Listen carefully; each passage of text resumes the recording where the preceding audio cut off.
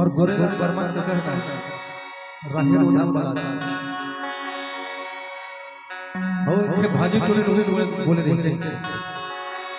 और सब अपन अपन सेटिंग ला अपन अपन हिसाब से अपन अपन जगह बुलाते हैं मगर मैं ना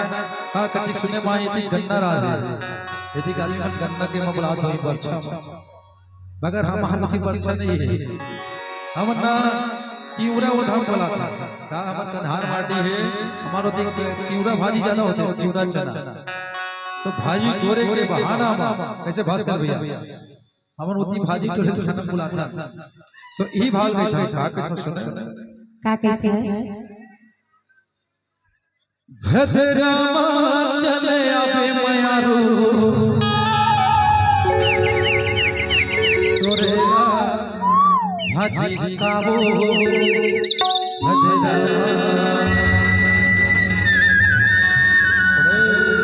हां आशिका हाय भद्रमा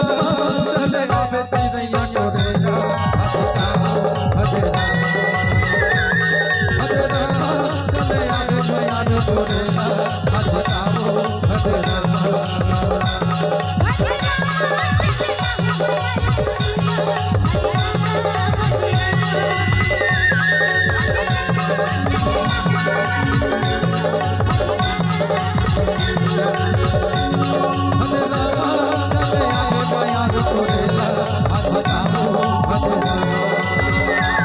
भद्रमा चले आवे मयारू तोरेला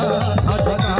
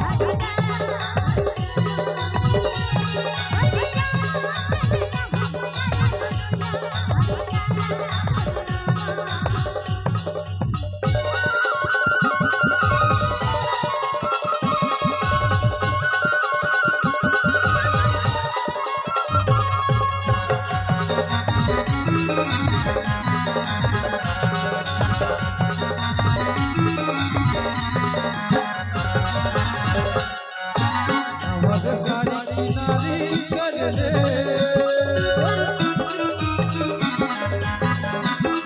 अवध सारी किनारी कर दे मैं हृदय को गाँव से बटुरी निहारी कर दे वो भजरा मैं हृदय को गाँव से बटुरी निहारी कर दे वो जवाना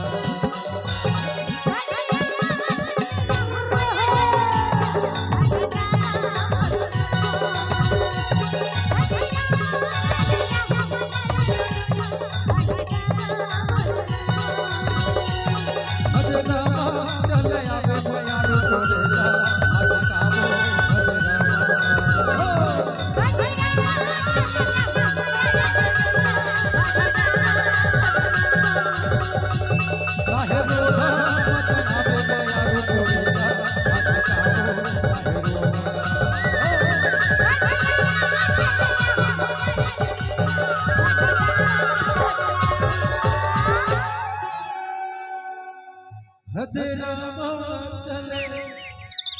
आबे आसिका